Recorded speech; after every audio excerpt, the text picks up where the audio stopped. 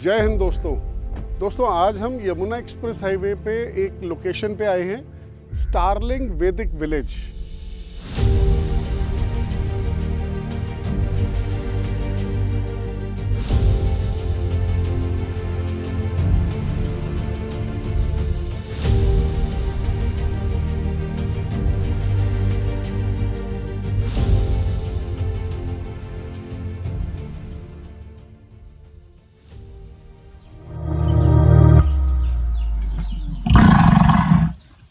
यहाँ पे आपका फार्म हाउस बनाने का सपना पूरा होगा। फार्म हाउस मतलब पक्की आरसीसी कंस्ट्रक्शन और लीगल फार्म हाउसेस। तो आज हम इस वीडियो में आगे क्या क्या डिस्कशंस करेंगे। एक तो लोकेशन क्या है, यूएसपीज क्या है, कंस्ट्रक्शन किस तरह की हो सकती है, कितने एरिया का मेरे को फार्म लेना पड़ेगा और यहाँ पे क्या क्या इसमें डेवलपमेंट्स हैं। तो इन सारी चीज़ों पे आज डिस्कस करेंगे। आप बने रहिएगा मेरे साथ। दोस्तों, जब हम फार्म हाउस की बात करते हैं, सबसे पहला ख्याल दिमाग में क्या आता है? कंस्ट्रक्शन लीगल हो सकती है, नहीं हो सकती, कल को रिवर बेड तो नहीं है, डूब क्षेत्र तो नहीं है, पानी तो नहीं आ जाएगा, अथॉरिटी एक्वायर तो नहीं कर लेगी। ये कुछ सवाल हैं जो बेसिकली सबसे पहले जब आपके दिमाग में फार्म हाउस की बात आती है ना, तो यही सवाल सबसे पहले दिमाग में पॉपअप करते हैं। दोस्तों, एक एक करके ये सारे सवाल आज एड्रेस करेंगे। सबसे पहले लगभग 63 एकड़ का ये गेटेड कॉम्प्लेक्स है। इसमें कोई एक्वायर वाला कंसेप्ट नहीं है, क्योंकि हम हैं तो यमुना एक्सप्रेस हाईवे पे, लेकिन हम यमुना एक्सप्रेस हाईवे के जो नोटिफाइड सेक्टर्स हैं उनमें नहीं है। हमारी जूरिसडिक्शन पड़ती है हरियाणा पलवल, मतलब हम यूपी और हरियाणा के बॉर्डर से लगते हुए एरिया में हैं, जहाँ पे हमारी जूरिसडिक्शन आती है पलवल की। इसकी रजिस्ट्री भी, म्यूटेशन भी पलवल में होती है, ना कि गौतम बुद्ध नगर में। गौतम बुद्ध नगर में आज की डेट में जो भी नोटिफाइड एरियाज़ हैं उसमें कोई भी प्राइवेट डेवलपमेंट अलाउड नहीं है। आप या तो सिर्फ अथॉरिटी से ख़रीद सकते हैं, या आप किसी डेवलपर से, जो 3-4 वहाँ डेवलपर्स जिन्होंने टाउनशिप के प्रोजेक्ट्स लिए हुए हैं अथॉरिटी से, उसी में आप खरीद सकते हैं। प्राइवेट डेवलपमेंट नहीं कर सकते। लेकिन हरियाणा में थोड़े से लॉ डिफरेंट है। यहाँ पे बाकायदा गेटेड कॉम्प्लेक्स में आप अपनी कोठी बना सकते हैं, क्योंकि ये एरिया अभी डीकंट्रोल्ड या अभी अर्बन एरियाज़ में नहीं आता जूरिसडिक्शन में। हाँ, आने वाले टाइम में जब ये अर्बन एरियाज़ में या कंट्रोल्ड एरियाज़ में आएगा, तो उस वक्त के जो रूल्स होंगे उसके बेसिस पे आप अपना लेआउट्स वगैरह अप्रूव कराएंगे। एज ऑफ डेट जो हम आपको अभी इस वीडियो में दिखाएंगे, कंस्ट्रक्शन किस तरह से चल रही है, बाउंड्री वॉल्स कैसी हमने बनाई हैं, डेवलपमेंट क्या है, इंटरनल रोड्स कैसी हैं, पेड़ कैसे लगाए गए और उसके हिसाब से कितनी डेवलपमेंट हो चुकी है, किस तरह से लोग अपनी कोठियाँ बना रहे हैं, ये सारी डेवलपमेंट हम वीडियो में आगे चल के करेंगे। दोस्तों, कुछ फार्म हाउसेस की जब हम बात करते हैं, जो आई एम श्योर आपने देखे होंगे, जो रिवर बेड वाले हैं, उसको अगर कंपेयर करें स्टारलिंग वैदिक विलेज से, तो सबसे बड़ा मेजर डिफरेंस है कि वो रिवर बेड पे हैं, डूब क्षेत्र में है, या खादर की लैंड बोल लीजिए, और वहाँ सरकारी बिजली का मीटर नहीं लगता। आप या तो सोलर पैनल पे अपना काम चलाते हैं, या फिर आप अपना जनसेट लगाते हैं। यहाँ पे अच्छी बात क्या है? सबसे पहले ये रिवर बेड पे नहीं है। रिवर यमुना लगभग 12 किलोमीटर दूर है यहाँ से। उसके बाद आप ये मान के चलें कि आपका सरकारी बिजली का मीटर अपना लगेगा। कोई सोलर पैनल वगैरह अगर आपको वैसे लगाने हैं तो आप लगा सकते हो, बट सरकारी बिजली का मीटर आपका लगेगा। अब हम बात करते हैं कि एज अ कॉलोनाइज़र यहाँ डेवलपमेंट क्या क्या हुई है। देखिए, जब हम एंटर करेंगे, एंटर करते ही 60 फीट वाइड रोड है यहाँ पे इंटरनल, या फिर 40 फीट वाइड रोड है। 60 फीट वाइड रोड या 40 फीट जो दोनों हैं रोड्स, उस पर नीचे आप ये देख सकते हैं इंटरलॉकिंग टाइल्स लगाई हुई हैं हमने। मतलब ये ब्लैक कारपेट रोड वाला कंसेप्ट नहीं है, अच्छी इंटरलॉकिंग टाइल्स लगाई हैं। महंगी पड़ती हैं डेवलपर को, लेकिन मेंटेन करनी आसान है। फिर मेन रोड की अगर हम 60 फीट की बात करेंगे, 60 फीट पे हमारे स्ट्रीट लाइट के पोल्स लग गए। 40 फीट रोड पे मैं अभी खड़ा हूँ, यहाँ पे सारा आप देख रहे हैं कि लैंडस्केपिंग वगैरह हमने करनी शुरू कर दी है। छोटे बुलार्ड्स, इधर अगर आप मेरे बैक साइड पे देखेंगे कि बुलार्ड्स, ये छोटे वाले, इनको ना बुलार्ड्स बोलते हैं 4 फीट वालों को, ये सारे हमने लगा दिए। स्ट्रीट लाइट्स लग गई, कैमराज लग गए, उसके बाद अब मेजर डेवलपमेंट जो चल रहा है, 1000 गज से लेके 8000 गज तक के लोगों ने यहाँ फार्म खरीदे हुए हैं, उसमें अब कंस्ट्रक्शन चल रही है। अब जैसे अब आप देखेंगे ये एक कंस्ट्रक्शन सामने की तरफ, आइए मैं आपको दिखाता हूँ। ये कंस्ट्रक्शन है जो क्लाइंट अपनी कोठी बना रहे हैं। यहाँ पे आपको सामने की तरफ दिखेगी कंस्ट्रक्शन जो चल रही है, ये मेरे बैकयार्ड में आप देखेंगे। आइए, लैंडस्केपिंग की अगर बात करते हैं हम, तो यहाँ पे हमने मेजरली जो 60 फीट रोड है उस पर 2 तरह के पेड़ लगाए, चंपा के लगाए हैं और तोता के लगाए हैं। 40 फीट रोड की अगर हम बात करते हैं तो इस पर 6 तरह के फ्रूट बेयरिंग ट्रीज़ हैं। जामुन भी लगाया, आम भी है, चीकू भी है, कीनू भी है, अमरूद भी है। तो इस तरह के फ्रूट बेयरिंग है। इससे थोड़ा सा एक तो बर्ड्स वगैरह अट्रैक्ट होती है, नेचुरल एनवायरनमेंट बहुत अच्छा रहता है।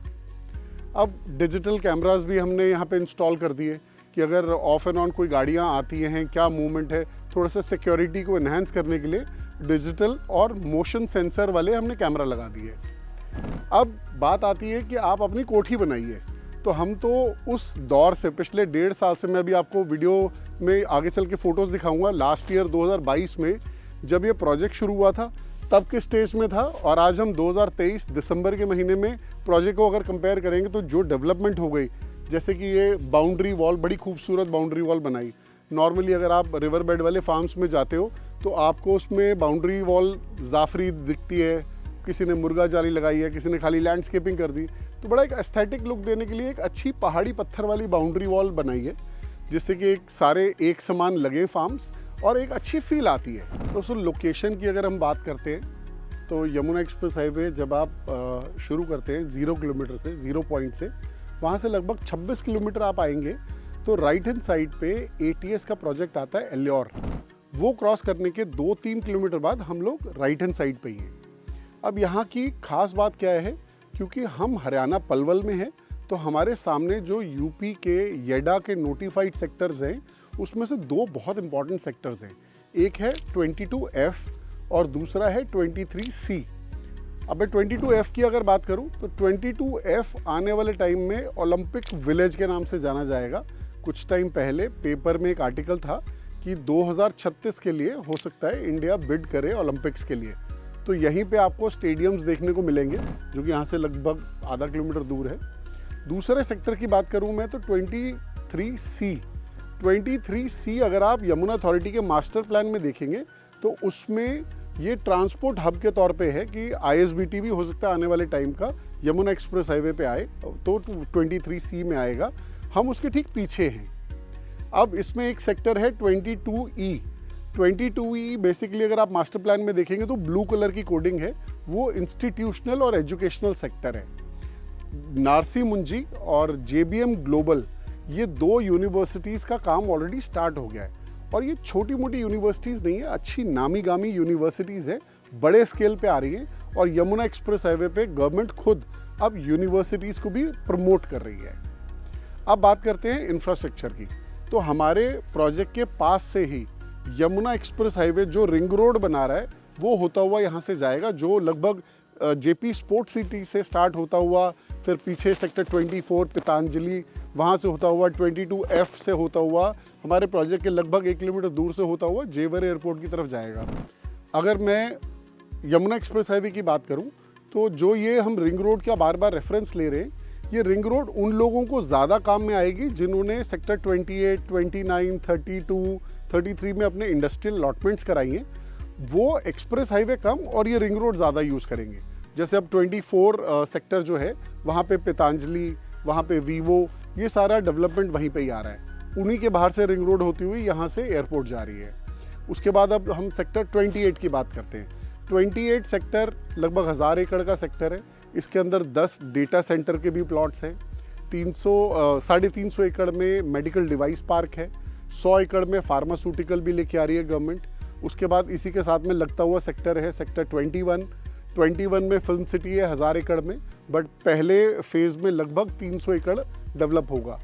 इंटरनेशनल और नेशनल कंपनीज़ हैं जिन्होंने बहुत ज़्यादा रुचि दिखाई है। आने वाले कुछ टाइम में एक हमें नाम भी मिल जाएगा कि जो यहाँ इसको फिल्म सिटी को डेवलप करेगा। उसके बाद हम बात करते हैं सेक्टर 29। सेक्टर 29 MSME का सेक्टर है। यहाँ पे अपैरल से रिलेटेड, फुटवेयर से रिलेटेड फर्नीचर से रिलेटेड बहुत सारी इंडस्ट्रीज़ आएंगी। गवर्नमेंट आगे चल के फ्लैटेड फैक्ट्रीज़ भी बनाने का प्लान कर रही है। 2 कंपनी सेक्टर 32 में ऑपरेशनल हो चुकी हैं, एक बीकानेर फूड्स और दूसरा सूर्या ग्लोबल।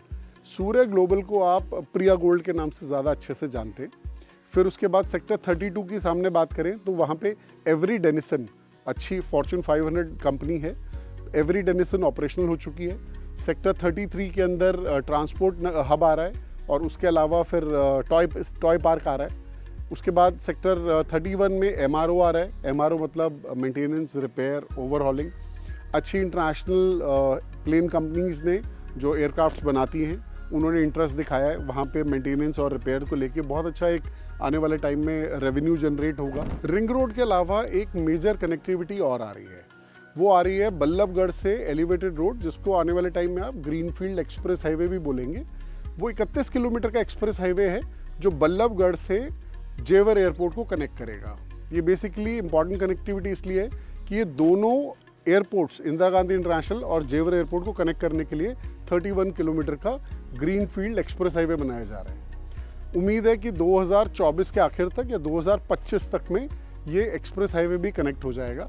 उसके बाद एक और मेजर इंफ्रा की डेवलपमेंट हुई है कि अभी हम अगर ईस्टर्न पेरिफेरल से आ रहे हैं तो हमें यमुना एक्सप्रेस हाईवे अगर आना है तो हमें कासना की तरफ से, जहाँ पे एडवर्ब की फैक्ट्री है, वहाँ से घूम के आना पड़ता है।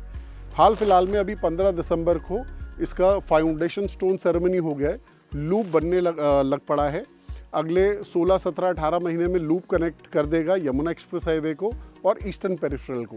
दोस्तों, आशा करता हूँ स्टारलिंग वैदिक विलेज की आपको साइट विजिट आज पसंद आई होगी।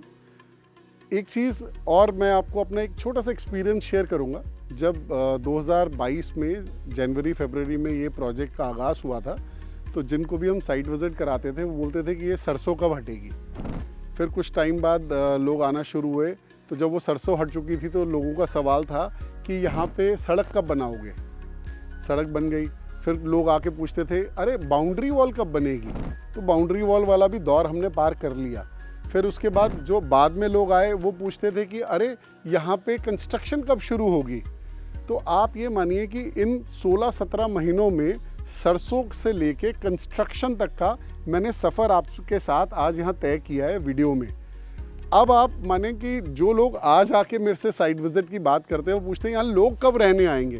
तो दोस्तों, वो भी बहुत जल्दी होने वाला है। बट मेरा आपसे सिर्फ एक सजेशन यही है, आप यहाँ पे ज़मीन खरीद रहे हैं। जब हम बात करते हैं ज़मीन की तो सब कुछ बनाया जा सकता है, सब कुछ डुप्लीकेट किया जा सकता है, लेकिन कुदरत ने एक ज़मीन ही एक ऐसी चीज़ बनाई है जो बढ़ाई नहीं जा सकती, जितनी है उतनी ही रहेगी। तो इन्वेस्टमेंट का अगर आप सोच रहे हैं और यमुना एक्सप्रेस हाईवे के बारे में सोच रहे हैं तो एक बारी ऊपर दिए हुए नंबर पे मेरे से ज़रूर कोऑर्डिनेट करिए। आपको कुछ अच्छी इन्वेस्टमेंट की मैं ऑप्शंस दूंगा स्टारलिंग वैदिक विलेज जैसी। Thank you.